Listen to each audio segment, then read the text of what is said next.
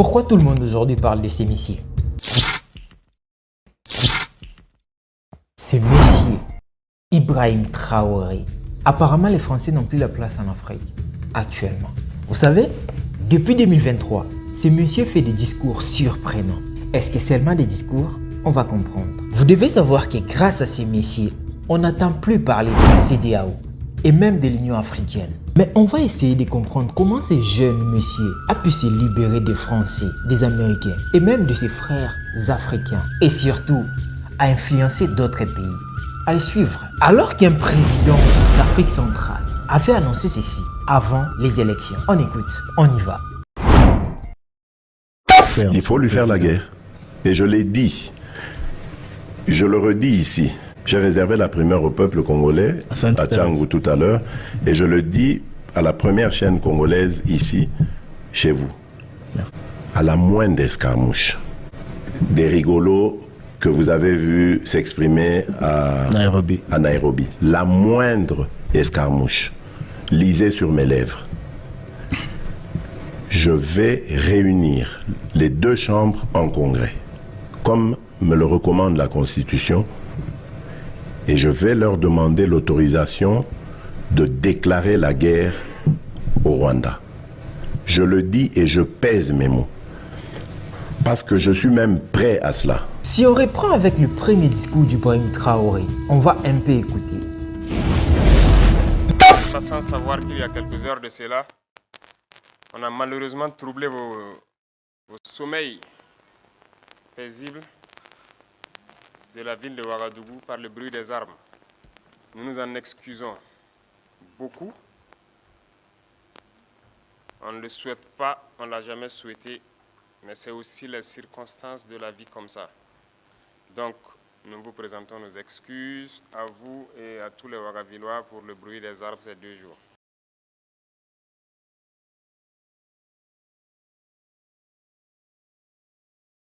Vous allez écouter, le président est en train de s'excuser.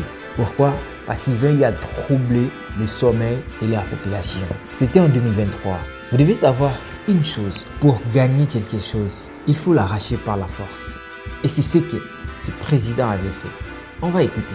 Tous les pays, c'est de l'urgence.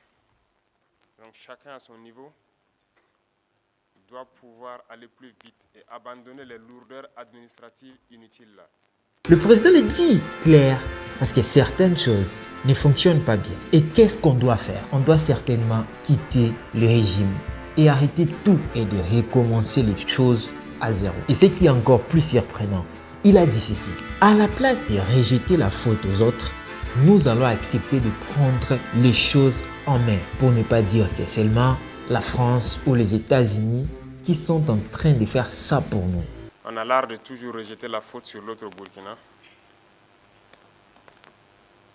Je crois que la plupart de vous ici sont plus anciens que moi. Le discours de ces jeunes est en train de changer les choses. Mais ce n'est pas seulement ces discours. Nous allons comprendre tout dans cette vidéo. Il parle nécessairement de changer le rythme. Mais de quel rythme ces messieurs parlent? Dans les 3 mois, nous devons pouvoir faire ce que nous devrions faire dans les 12 mois là. Donc, une fois de plus, je vous en prie, les lourdeurs administratives, il faut nous en épargner. On comprend que le monsieur annonce l'urgence. Mais ce que vous n'avez pas remarqué, c'est ça. C'est son charisme et son calme. Et surtout, son assurance. La première des choses que ce monsieur incarne, c'est son assurance. Ce n'est pas comparable aux autres présidents. Il parle et il fait. S'il vous plaît, ce monsieur me faisait tellement peur par son assurance. Non. Est-ce qu'on peut avoir cette assurance? Vous devez savoir que ce président, c'est un jeune président, mais il est en train de faire trembler tout un continent européen, voire même américain. Le monsieur avait tout dénoncé. Il a dit ceci. On comprend directement que dans ce genre d'organisation, on ne peut jamais avoir des gens qui peuvent voler ou s'aventurer. Et là, on comprend directement que peu importe que vous soyez député, ministre, vous ne pouvez pas s'aventurer devant ce monsieur. Puisque, imaginez-vous, vous venez pour faire quelque chose. Vous devez le faire. Parce que si vous ne le faites pas, vous risquez la mort. Ouais, ou encore une prison. C'est pas d'aventure avec ce monsieur. Exemple, sortir 10 millions à la place des 2 millions pour la route de Ouagadougou ou encore Burkina Faso, la capitale. Nous voulons construire une école étatique. Mais à la place de construire une école qui va nous coûter 5 000 $. Mais l'administration fait sortir une somme équivaut à 200 000 $. Et malheureusement, l'école risque de ne pas être construite même. Comprenez au moins ce qui se passe en Afrique. Mais ces messieurs avaient déjà dénoncé cela.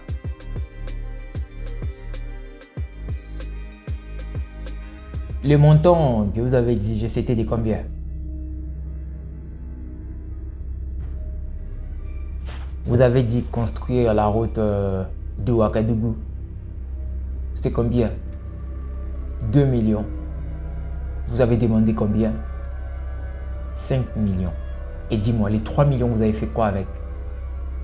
Les choses doivent changer en Afrique. J'ai dit les choses doivent changer en Afrique. Vous devez savoir que si je suis là, c'est pour cette population qui souffre. C'est pour arrêter des guerres. C'est pour arrêter tout ce qui se passe en Afrique. C'est pour arrêter tout ce qui se passe au Burkina. Et je suis là pour le Burkina. Si tu es là, c'est pour l'intérêt du Burkina. Tu dois arrêter ce que tu fais, ok? Allez, quitte là. Prenons la vidéo d'Emmanuel Macron. Non, le professeur Emmanuel Macron. Puisque on ne peut plus l'appeler Emmanuel Macron quand même. Parce que comment est-ce qu'un président qui quitte son pays et arrive dans un autre pays et il commence à enseigner les gens? Vous savez ce qui s'est passé, c'est quoi?